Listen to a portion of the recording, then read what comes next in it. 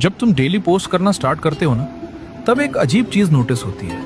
Strangers तुम्हारी मेहनत को अप्रिशिएट करते हैं, और जो लोग तुम्हें पर्सनली जानते हैं वो बस साइलेंटली देखते रहते हैं। इसीलिए लोगों पर ध्यान मत दो और अपना काम करते रहो।